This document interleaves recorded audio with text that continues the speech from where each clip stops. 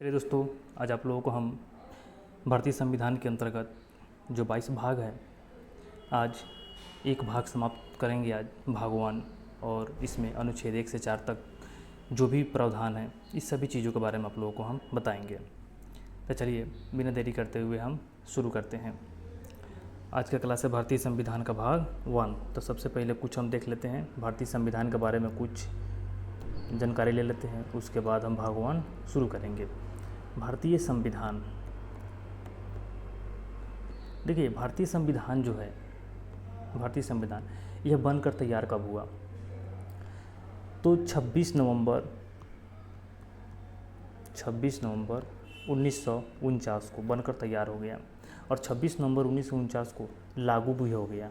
ऐसा बात नहीं है कि भारतीय संविधान 26 नवंबर को लागू नहीं हुआ है, लागू हुआ है, लेकिन 26 नवंबर 1949 को आंशिक रूप से लागू हुआ है। भारतीय संविधान जो है 26 नवंबर 1949 को आंशिक रूप से लागू हुआ है। इस दिन कुछ ही अनुच्छेद को लागू किया गया, 15 अनुच्छेद को लागू किया गया। सबसे ज़्यादा इसमें जो है नागरिकता से संबंधित अनुच्छेद को लागू किया गया, इसलिए कहा जाता है कि 26 नवंबर 1949 को ही नागरिकता संबंधी प्रावधान भी लागू हुआ है।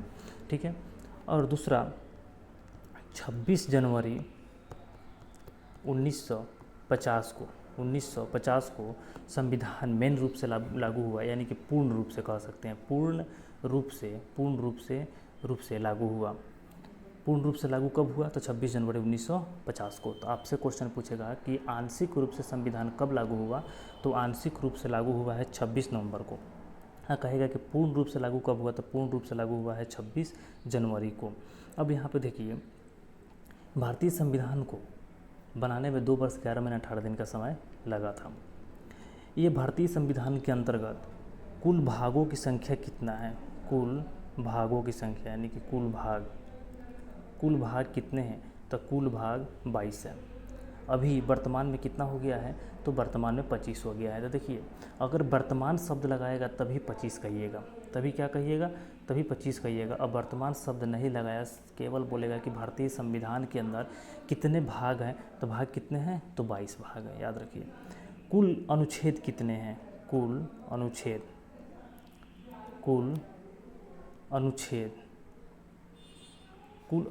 कितने हैं?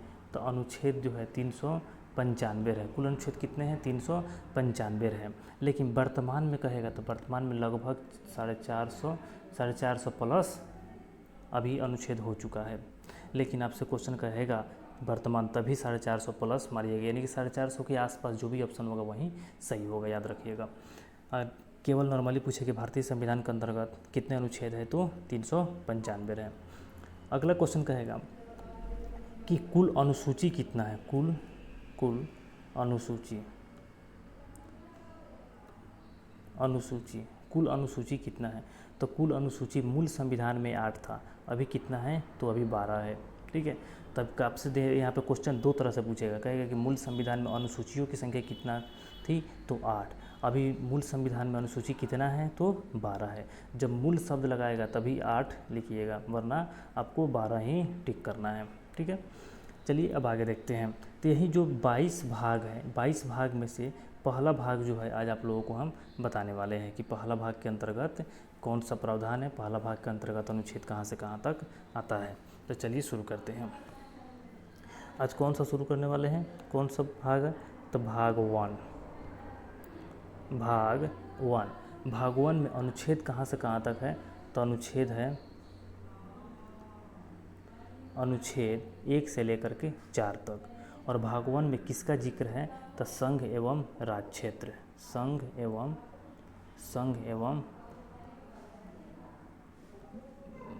राज्य क्षेत्र, संघ एवं यहाँ पर लिख देते हैं राज्य क्षेत्र। ठीक है। तो आपसे क्वेश्चन कहेगा कि भाग 1 में किसका जिक्र है? तो संघ एवं राज्य क्षेत्र का। यह संघ है बाबू, यहाँ पे भी इसको भी सही कर देते हैं, संघ।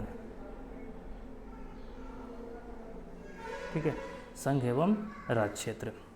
अब यहाँ पे ध्यान दीजिए कि इसमें अनुच्छेद कहाँ से कहाँ तक आता है, तो इसमें अनुच्छेद आता है आपका 1 से लेकर के 4 तक। तो पहला यहाँ पे 2 क्वेश्चन क्लियर हो गया कि भाग 1 में अनुच्छेद 1 से लेकर के 4 तक आता है और भाग 1 में किसका जिक्र है, तो संघ एवं राज्य क्षेत्र का जिक्र है।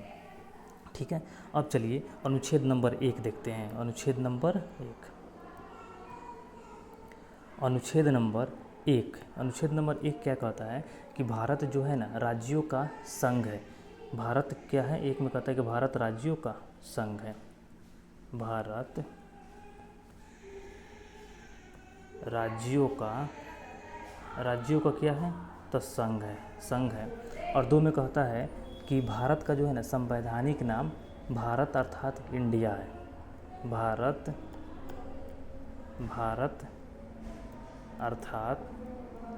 अर्थात इंडिया, भारत अर्थात इंडिया, यानी कि भारत का 2 नाम है संविधान के अंतर्गत, भारत अर्थात इंडिया, याद रखिएगा।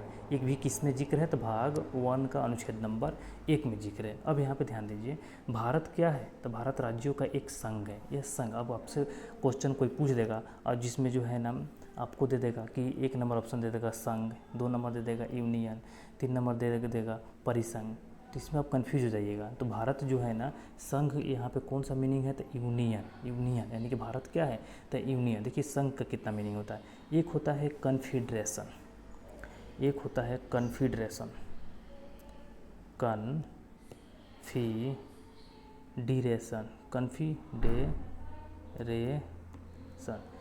कन्फीडरेशन, एक होता है फेडरेशन,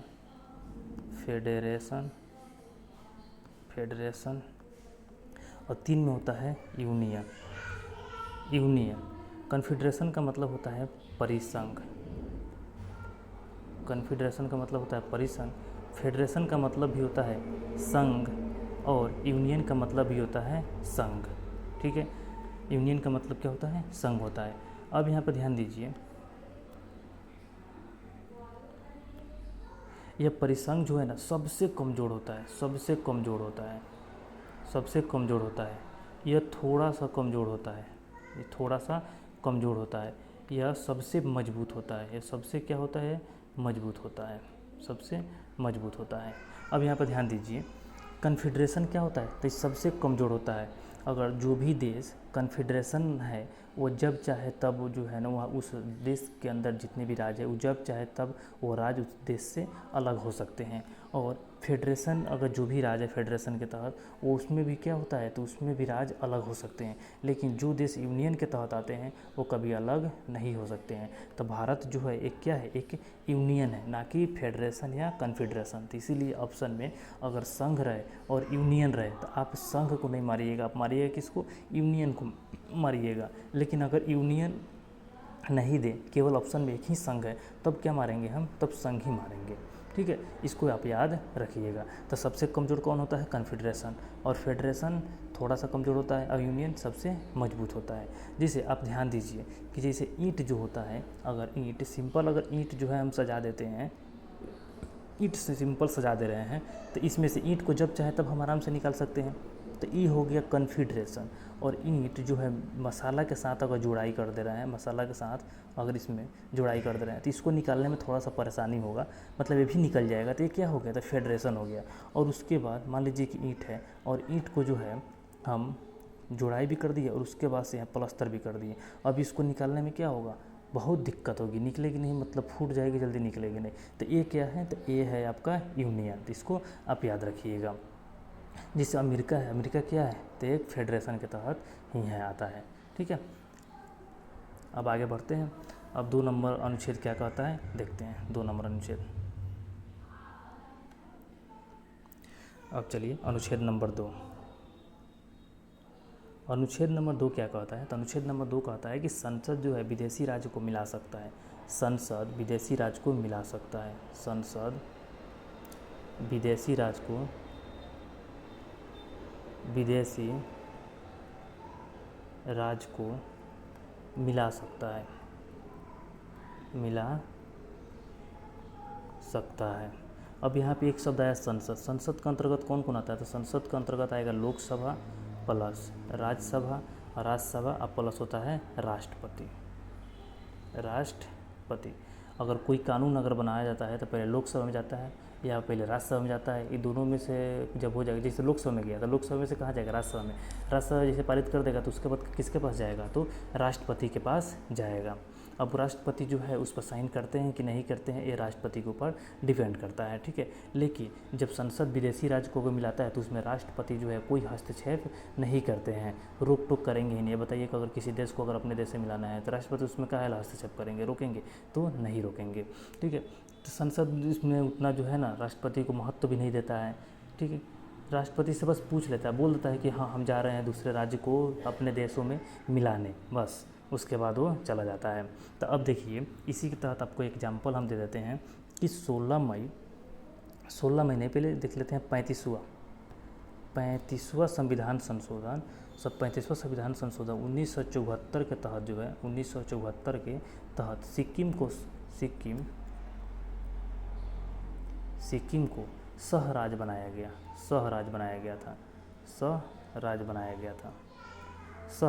गया था। 35वां संविधान संशोधन 1974 के तहत सिक्किम को सहराज बनाया गया था। सिक्किम का मतलब ट्रायल चल रहा था। हुआ क्या था उस समय कि तिब्बत के क्षेत्र पर जो है ना चाइना वाला अपना जो है ना कब्जा कर लिया, और जैसे मान लीजिए कि तिब्बत का क्षेत्र है और यहाँ पे आदमी है, यहाँ पे आदमी है, इस सब को जो है ना चाइना में इधर उधर मतलब कि भेज दिया। किसी आदमी को उत्तरी छोर पर, किसी आदमी को दक्षिणी छोर पर, किसी आदमी को पूर्वी छोर पर, किसी आदमी को पश्चिमी छोर पर भेज दिया। बहुत तंग किया उन लोगों के साथ। यही देखा सिक्किम ने कहा यार जब उनके साथ ऐसा कर रहा है तो हम तो हमारे साथ भी ऐसे ही करेगा। सिक्किम ये मेरा भारत का हिस्सा पहले नहीं था, यह अपना खुद का अलग यह देश हुआ करता था। तो ये सोचा कि ऐसा ना करते हैं हम भारत के साथ मिल जाते हैं। तो भारत के साथ डील किया। तो भारत ने कहा कि चलिए आपको विश्वास नहीं है तो पहले अपना ट्रायल कर लीजिए। तो 35वां संविधान संशोधन किया गया और 1974 में इनको सहराज बनाया गया। मतलब भारत का कोई राज नहीं इनको बनाया गया, सहराज बनाया गया था कि आप ट्रायल के रूप में आप रहिए, आपका जो है ना ट्रायल होगा, आपको अच्छा लगेगा तो आप रहिएगा, ठीक है। उसके लिए भी संविधान संशोधन हम लोग कर करके अपने भारत के अंदर जोड़ लेंगे। अगर आपको अच्छा नहीं लगेगा तो आप अपना जा सकते हैं। तो सहराज बनाया गया था, इसके लिए अलग से एक अनुच्छेद बनाया गया था 2 का ए, अलग से एक संविधान में अनुच्छेद जोड़ा गया 2 का ए सहराज बना करके। सिक्किम को बहुत अच्छा लगा। सिक्किम ने कहा कि नहीं हमको बहुत अच्छा लग रहा है, भारत एकदम कोई भेदभाव नहीं कर रहा है मेरे साथ, हम भारत के साथ मिलेंगे। तो इसके लिए क्या किया गया, तो 36वां संविधान संशोधन कर दिया गया। 36वां संविधान संशोधन 1975, 36वां संविधान संशोधन 1975 के तहत जो है सिक्किम को 22वां राज घोषित कर दिया गया। 22वां राज घोषित कर दिया गया मतलब कि बना दिया गया। तो याद रखिएगा, आपसे क्वेश्चन कहेगा कि सहराज कौन से संविधान संशोधन के तहत सिक्किम को बनाया गया था, तो 35वां संविधान संशोधन 1974 के तहत। इसके लिए कौन सा अनुच्छेद जोड़ा गया था अलग से, था 2 का ए। सिक्किम को 22वां राज्य कौन से संविधान संशोधन के तहत बनाया गया, तो 36वां संविधान संशोधन 1975 में बनाया गया था, ठीक है। तो इसको आप याद रखिएगा। कब बना, तो 16 मई 1975 को, 16 मई 1975 को, ठीक है। इसको आप याद रखिए क्योंकि डेट सहित कभी कभी पूछ देता है, ठीक है। तो चलिए अब 3 नंबर देखते हैं, अनुच्छेद नंबर 3। अब अनुच्छेद नंबर 3 पहले तो देख लिए। 2 क्या कहता है, 2 कहता है कि हम विदेशी राज्यों को, मतलब अगर विदेश में कोई देश है चाहे विदेश का कोई राज्य अगर मिलना चाहता है तो अपने भारत में मिला सकते हैं। इसके लिए हमको राष्ट्रपति साहब रोकेंगे नहीं। अनुच्छेद 3 में क्या कहता है, अनुच्छेद 3 में कहता है कि संसद जो है वर्तमान राज्यों को परिवर्तन कर सकती है। संसद जो है, संसद वर्तमान जो राज्य है, वर्तमान राज्यों के नाम, सीमा, क्षेत्रफल में परिवर्तन कर सकती है, में परिवर्तन कर सकती है, ठीक है। इस सकती है लिख लीजिएगा आप अपना, कर सकती है, ठीक है। तो अनुच्छेद 3 क्या कहता है कि वर्तमान राज्य मतलब भारत के अंदर जितने भी राज्य हैं अगर वो चाहें तो राज्यों को तोड़ सकती है या राज्यों के नाम बदल सकती है, राज्यों के जो क्षेत्रफल है, सीमा है, उसको भी चेंज कर सकती है, ठीक है। उसके लिए कौन सा अनुच्छेद में जिक्र किया गया है, तो अनुच्छेद नंबर 3 में जिक्र किया गया है। तो याद रखिएगा, विदेशी राज्य को मिलाना होगा तो अनुच्छेद 2, ठीक है। अपने ही देश के अगर किसी राज्य में मिलाना है तो अनुच्छेद 3, या अगर राज्य को तोड़ना है तो किसमें, अनुच्छेद 3 में। जैसे 1973 में पहले कर्नाटक को मैसूर कहा जाता था, मैसूर। 1973 मैसूर से, मैसूर का नाम बदल करके क्या कर दिया गया, तो कर्नाटक कर दिया गया, कर्नाटक कर दिया गया। देखिए नाम बदला गया कि नहीं बदला गया, नाम में परिवर्तन किया गया कि नहीं किया गया ना। 2007 में जो है, 2007 में उत्तरांचल का नाम बदल करके उत्तराखंड किया गया, उत्तराखंड किया गया। तो देखिए, तो नाम में परिवर्तन किया गया कि नहीं किया गया, तो किया गया। अब देखिए क्षेत्रफल में परिवर्तन कैसे किया गया, तो 15 नवंबर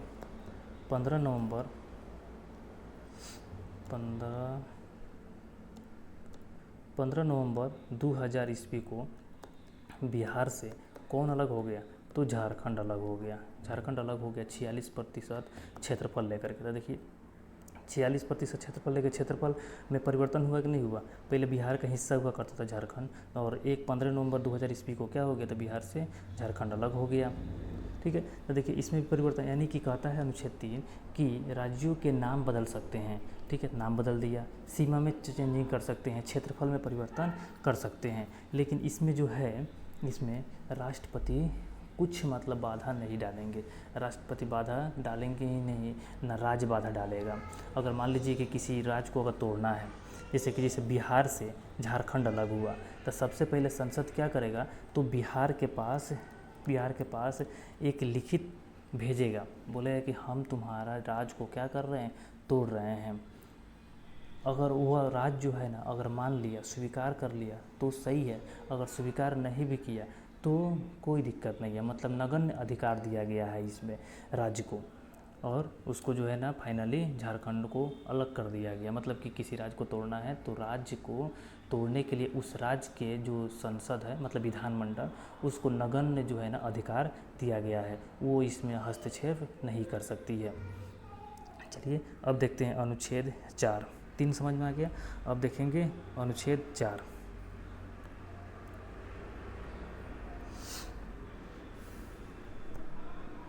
अनुच्छेद 4 क्या कहता है कि अनुच्छेद 4 कहता है कि अगर अनुच्छेद 2 के तहत अगर किसी विदेशी राज्य को मिला रहे हैं, तथा अनुच्छेद 3 के तहत किसी अपने अंदर के राज्य को तोड़ करके या नाम बदल करके या क्षेत्रफल में परिवर्तन कर रहे हैं, तो उसमें जो है ना आपका राष्ट्रपति कोई हस्तक्षेप नहीं करेंगे, मतलब रोकेंगे नहीं। राष्ट्रपति का काम है केवल साइन करना, राष्ट्रपति का काम केवल क्या है, तो साइन करना, सिग्नेचर करना, क्योंकि इसमें बाधा नहीं डाल सकते। क्यों बाधा नहीं डाल सकते हैं, क्योंकि इसको जो है अनुच्छेद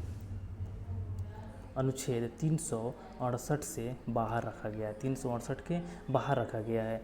जिस भी अनुच्छेद को अगर 368 के अंतर्गत रखा गया है, उसमें जो है ना राष्ट्रपति बाधा डाल सकते हैं, या तो उस पर अपना वो पुष्प मतलब यस नो का कुछ भी मतलब जवाब देंगे, या तो उनका मन होगा तो उस पर हस्ताक्षर करेंगे, साइन करेंगे, या उनका मन होगा तो उस पर साइन नहीं करेंगे, जो कानून बन करके आएगा। लेकिन यह जो है अनुच्छेद 2 और 3 के तहत जो काम होता है, इसको जो है अनुच्छेद 368 से बाहर रखा गया है। राष्ट्रपति को इस पर साइन करना ही करना है, इसमें नहीं कह सकते हैं कि हम काम मतलब कि साइन नहीं करेंगे। ऐसा काम करने के लिए जो है ना सांसद को जो है ना इसमें 2/3 बहुमत की ज़रूरी नहीं है, 2/3 बहुमत की ज़रूरत नहीं है, केवल 50% अगर बहुमत हो गया, ठीक है, तो उसको जो है ना अनुच्छेद 2 और 3 को फाइनली वो बना सकता है, कानून के रूप में उसको बना करके तोड़ सकता है, कानून के रूप में बना करके अपने राज्यों में वो मिला सकता है। तो आपको समझ में आ गया अनुच्छेद 1 क्या कहता है कि भारत राज्यों का क्या है, एक संघ है, यानी कि यूनियन है। चलिए एक बार रिवीजन कर लेते हैं। देखिए यहाँ पे क्या कहा है कि भारतीय संविधान आंशिक रूप से कब लागू हुआ, तो 15 नवंबर 1949 को, और फाइनली कब लागू हुआ, तो 26 जनवरी 1950 को। और इसमें कुल भाग कितना है, तो कुल भागों की संख्या 22 है, और वर्तमान में कितना हो गया है, तो 25 हो गया है। कुल अनुच्छेद कितने हैं, तो 395 है। इसमें वर्तमान में अनुच्छेद कितना हो गया है, तो लगभग 450 प्लस। उसके बाद कुल अनुसूची कितना है, तो अनुसूची जो है ना 8 मूल संविधान में था, अभी कितना है, तो 12 है। ठीक है, अब देखिए आगे अब भाग 1 में क्या कहता है कि भारत जो है, सॉरी, भाग 1 क्या कहता है कि संघ एवं राज्य क्षेत्र। अनुच्छेद इसमें कहाँ से कहाँ तक आता है, तो 1 से 4 तक आता है। अनुच्छेद 1 नंबर क्या कहता है कि भारत राज्यों का क्या है, एक संघ है, एक यूनियन है, ना कि फेडरेशन, ना ही कि कन्फेडरेशन, ठीक है, याद रखिएगा। इसी में दूसरा कहता है कि भारत का नाम इंडिया, संवैधानिक नाम क्या है, भारत अर्थात इंडिया है। उसके बाद कहा है कि कन्फेडरेशन क्या होता है, तो यह सबसे कमज़ोर होता है, कन्फेडरेशन सबसे कमज़ोर होता है, जब चाहे तब जो है ना इससे राज्य अलग हो जाता है। इस कन्फेडरेशन के तहत क्या होता है कि राज्य जो है ना थोड़ा थोड़ा शक्तियाँ दे करके केंद्र सरकार को रखता है, अपना शक्ति केंद्र सरकार को दे करके रखता है। यहाँ के जितने भी राज्य होते हैं सबका अपना संविधान, सबका अलग जो है ना झंडा, सबका अलग अपना, मतलब हर चीज़ अपना अलग अलग ही रहता है, जो कन्फेडरेशन के अंतर्गत आता है। फेडरेशन के अंतर्गत भी वही होता है। यूनियन के अंतर्गत जो होता है ना, वो सब पूरे देश में एक ही संविधान, एक ही झंडा, एक ही हर चीज़, सब चीज़ रहता है, एक ही नागरिकता एक ही प्रकार का रहेगा। पहले जो था भारत पूर्ण रूप से एक संघ नहीं था, क्योंकि जम्मू कश्मीर जो था, जम्मू कश्मीर में अलग झंडा था, उसका अलग संविधान था। लेकिन जैसे ही जम्मू कश्मीर एक केंद्र शासित प्रदेश बन गया, भारत का हिस्सा बन गया, 370 धारा हट गया, उसके बाद से फाइनली जो है ना भारत एक संघ के रूप में हो गया। फाइनली ये पूरा क्या हो गया, पूर्ण रूप से संघ हो गया, ठीक है। अब देखिए आगे, अब अनुच्छेद 2 नंबर में क्या कहता है कि संसद विदेशी राज्यों को मिला सकता है, इसमें राष्ट्रपति कोई हस्तक्षेप नहीं करेंगे, यानी कि विदेशी राज्य को अगर मिलाना है तो संसद मिला सकता है। संसद के अंतर्गत कौन कौन आता है, तो लोकसभा, राज्यसभा और राष्ट्रपति आते हैं।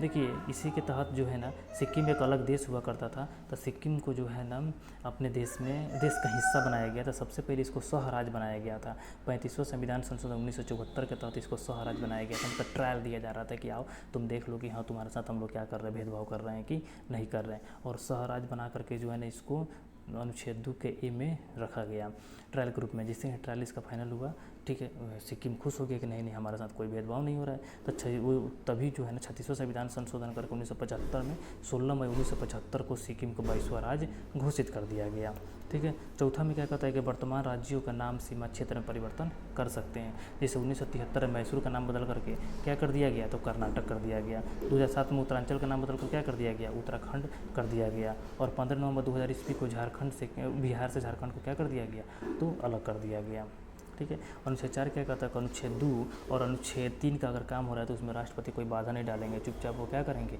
तो वह साइन करेंगे। क्यों साइन करना ही जरूरी है उनको, वो नहीं रोक सकते हैं, क्योंकि अनुच्छेद 368 के बाहर रखा गया है इसको। जो भी अगर 368 के अंदर आता है उस पर राष्ट्रपति जो है ना मंथन करते हैं, मन करेगा तो साइन करेंगे, मन करेगा तो साइन नहीं करेंगे, मतलब बिल पास करेंगे, नहीं तो नहीं बिल पास करेंगे। संसद को इसमें 2/3 बहुमत की ज़रूरत नहीं होती है बिल पास करने के लिए। केवल कितना बहुमत की ज़रूरत होती है, तो 50% बहुमत की ज़रूरत होती है। तो दोस्तों आप लोगों को समझ में आया। चलिए अब आगे बढ़ते हैं, थोड़ा सा देख लेते हैं राज्यों का एकीकरण जो है, विदेशी जो क्या कहते हैं देसी रियासत और जो ब्रिटिश ईस्ट इंडिया का क्षेत्र है उस पर कैसे कैसे कब्जा हुआ, इसको थोड़ा सा हम देख लेते हैं। अब चलिए देसी रियासत के एकीकरण के बारे में थोड़ा सा हम डिटेल जानते हैं, क्योंकि बहुत ही इम्पोर्टेंट है। जब देश का आज़ादी हुआ 15 अगस्त 1947 को, तो अंग्रेज़ों का कहना था, देखिए जो भारत की जो भूमि थी, भारत का जो भूमि थी वो 2 भागों में बटी हुई थी। एक ब्रिटिश आधिपत्य का क्षेत्र, जिससे ब्रिटिशों का शासन था, उसे ब्रिटिश क्षेत्र बोलते थे, ब्रिटिश क्षेत्र। और जिस पर राजा महाराजा का शासन था उसे हम देसी रियासत बोलते थे, देसी रियासत बोलते थे, देसी रियासत बोलते थे। इस पर किसका शासन था, तो राजा महाराजा का इस पर शासन था।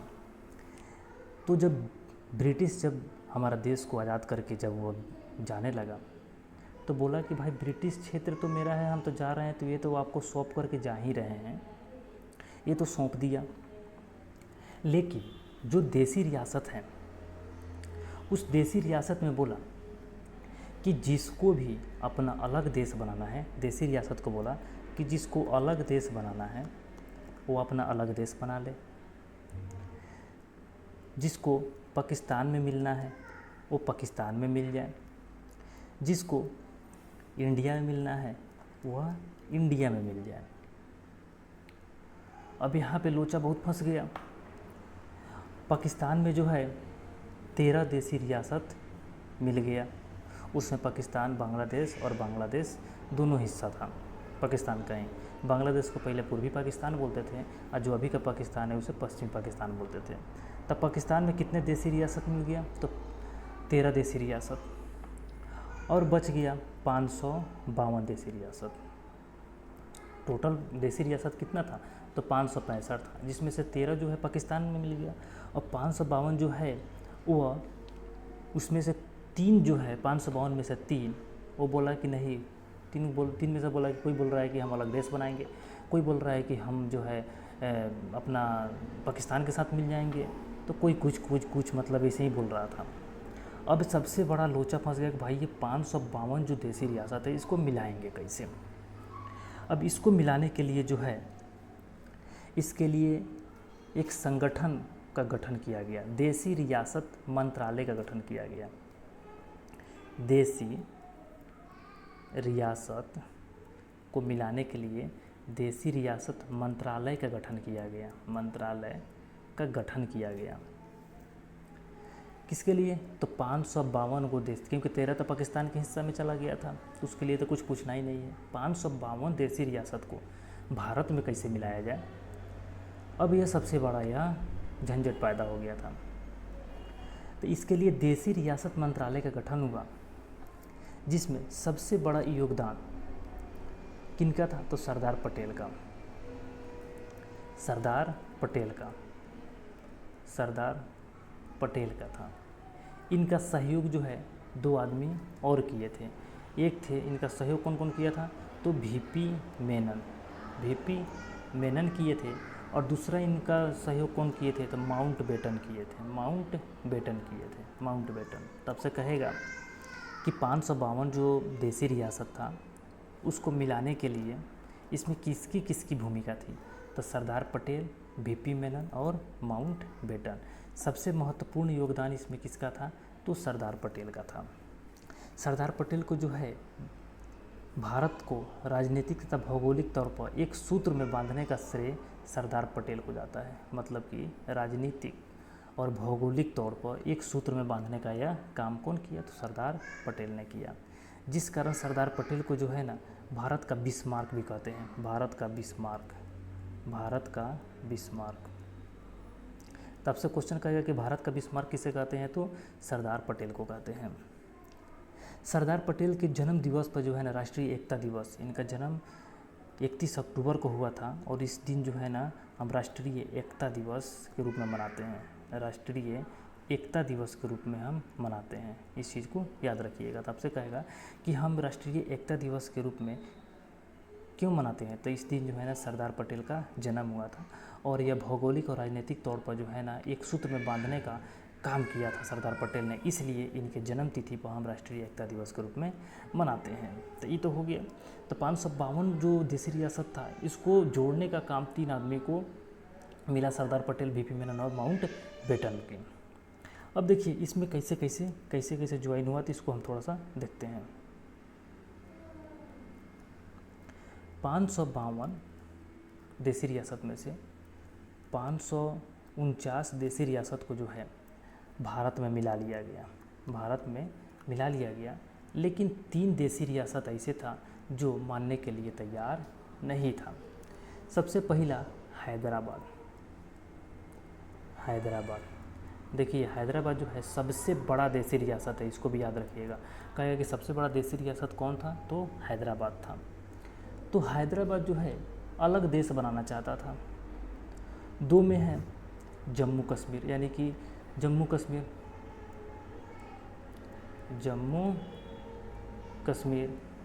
और 3 में है जूनागढ़ जो भी गुजरात में है, ठीक है। ये 3 जो देसी रियासत था, ये 3 देसी रियासत को जो है ना नहीं मिला पाए उस समय ये लोगों ने। इस सब का नौटंकी कुछ अलग था। 549 को तो भारत में मिला लिया गया, लेकिन ये 3 का नौटंकी कुछ ज़्यादा था। इसमें क्या क्या नौटंकी था, तो इसको हम एक एक करके अब जानने का कोशिश करेंगे। पहला है हैदराबाद।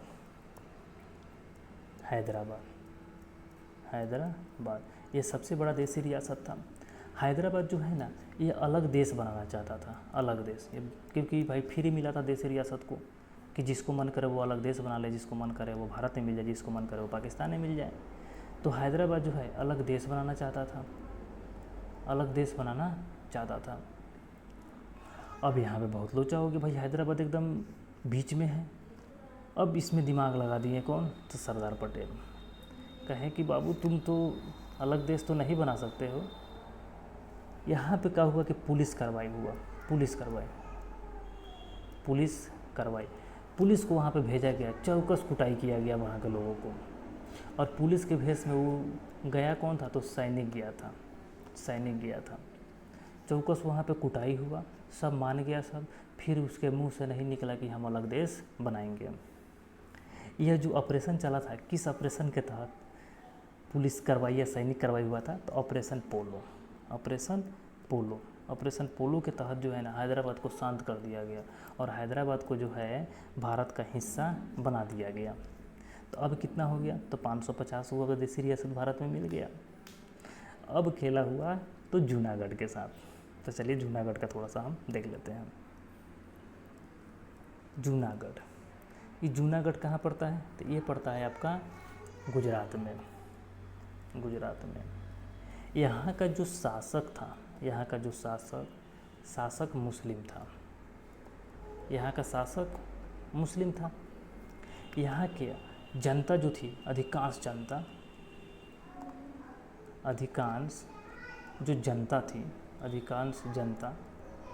वो क्या थी? तो हिंदू थी। अधिकांश जनता कौन थी? तो हिंदू की संख्या यहाँ पे ज़्यादा था। और शासक कौन था? तो मुस्लिम था। अब भाई जूनागढ़ का या बारी, तो जूनागढ़ का जो शासक थे राजा मुस्लिम, वो बोले कि हम जो है ना हम पाकिस्तान में मिलेंगे, हम अपना अलग देश नहीं बनाएंगे और ना इंडिया में मिलेंगे, हम किस में मिलेंगे? तो पाकिस्तान में मिलेंगे। अब सरदार पटेल दिमाग लगा दिए, कहें कि तो बहुत भयानक की तो दिक्कत हो जाएगी भाई, वहाँ पे हिंदू की जनसंख्या ज़्यादा है और यहाँ पे मुस्लिम शासक है, ये बोल रहा है कि हम पाकिस्तान में मिलेंगे, तो इसके लिए अब करे तो करे क्या? तो इन लोगों ने दिमाग लगाया, कहा कि यहाँ पे जो है ना, यहाँ पे जनमत संग्रह करा दिया जाए। जनमत संग्रह, जन का मतलब लोग, आदमी, और मत का मतलब वोटिंग, मतलब वहाँ के जितने लोग थे उस सब लोगों से पूछा गया कि आप कहाँ मिलना चाहते हैं? क्या पाकिस्तान में मिलना चाहते हैं? तो नहीं। हिंदुस्तान में मिलना चाहते हैं? तो हाँ। मतलब कि इंडिया के पक्ष में सबसे ज़्यादा वोटिंग पड़ा। तो भाई अब बताइए, जब इंडिया के पक्ष में सबसे ज़्यादा वोटिंग हो जाएगा तो क्या यहाँ के राजा जो है पाकिस्तान में मिला पाएंगे? नहीं मिला पाएंगे। तो नहीं, वही सही हुआ। और जनमत संग्रह के वहाँ पे करा करके जनमत संग्रह के रूप में जूनागढ़ को भारत का हिस्सा बना दिया गया। देखिए कितना दिमाग लगाया लोग। तो आपसे कहेगा कि जूनागढ़ जो देसी रियासत था इसको कैसे मिलाया गया? तो जनमत संग्रह के द्वारा मिलाया गया। अब आता है जम्मू कश्मीर, इसके साथ थोड़ा सा ज़्यादा ही खेला है। जम्मू कश्मीर ये चाहता था कि ना हम भारत में मिलेंगे और ना पाकिस्तान में मिलेंगे, हम अपना अलग ही देश बनाएंगे, ये भी अलग देश। अब यहाँ पे क्या खेला था? तो यहाँ पे जो शासक था, यहाँ पे शासक हिंदू था। यहाँ पे शासक कौन था? तो हिंदू था। शासक का नाम क्या था? तो हरि सिंह। शासक कौन था? तो हरि सिंह।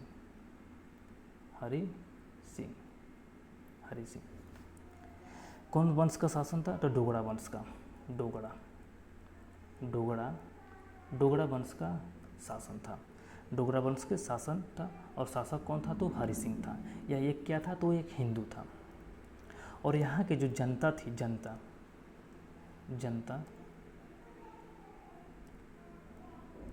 यहाँ की जो जनता थी,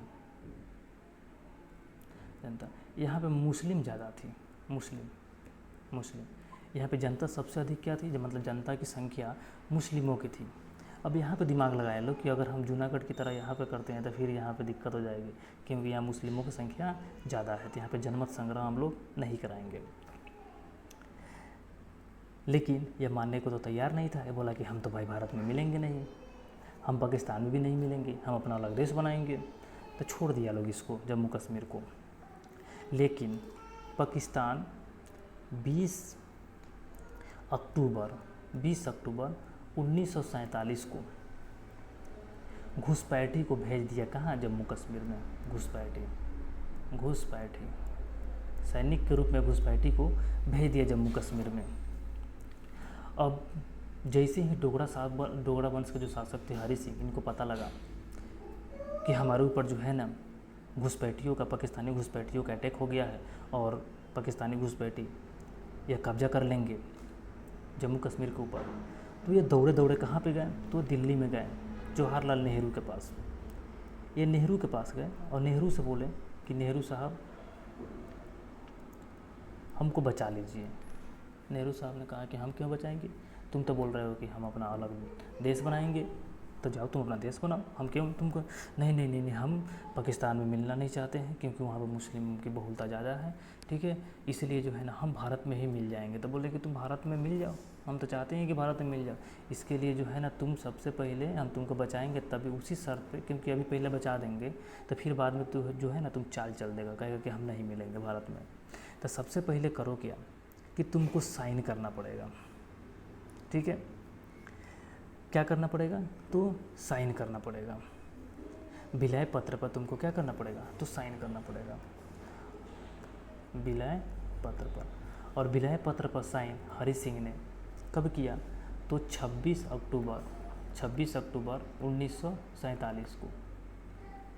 जब तक ले विलय पत्र पर अगर साइन नहीं करता तब तक नेहरू जी इसको बचाने वाले नहीं थे, लेकिन इन्होंने 26 अक्टूबर 1947 को विलय पत्र पर साइन कर दिया।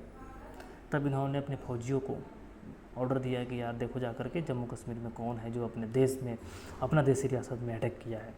तो यहाँ से फौजी जैसे वहाँ पे गया तब तक जो है ना जम्मू कश्मीर का 30% हिस्सा पर वह कब्जा कर चुका था। लेकिन 30 से अपने देश का जो जवाब, सबसे लाजवाब, सबसे भयानक जो सैनिक है, वो 30 से 31% हिस्सा पर जो है ना कब्जा नहीं होने दिया और जम्मू कश्मीर को फाइनली भारत का हिस्सा बना दिया गया, ठीक है। तो यहाँ तक तो हो गया। इसके बाद जो है राज्यों का पुनर्गठन कैसे हुआ, इस पर हम वीडियो लेकर के आएंगे। अब अनुच्छेद जो है ना डेली आपको, डेली नहीं 2 दिन 3 दिन पर मिलते रहेगा, क्योंकि एक ही अकेला हम ही आदमी है, पूरा काम हमें ही करना है। इसका थंबनेल बनाना हमें को है, वीडियो अपलोड करना हमें को है, वीडियो शूट करना हमें को है, एडिटिंग करना हमें को है, टोटल काम हम ही करते हैं। इसीलिए रोज़ जो है ना एक ही वीडियो नहीं मिल सकता है, जैसे पॉलिटी, क्योंकि हमको और सब्जेक्ट के बनाना है, बिहार दरोगा कैसे डालना है, हमको जो है ना ट्रिकली कुछ जीके डालना है, ये सब चीज़ों पर भी वीडियो बनाना है। इसीलिए 2 दिन 3 दिन पर ज़रूर पॉलिटी का मिलते रहेगा। और भी जितना भी वीडियो डालते हैं वो सब भी आपके लिए बढ़िया ही है, उसको भी जा करके आप लोग देखिएगा, नहीं देखे होंगे तो चलिए, धन्यवाद दोस्तों। फिर नेक्स्ट वीडियो के साथ मिलते हैं।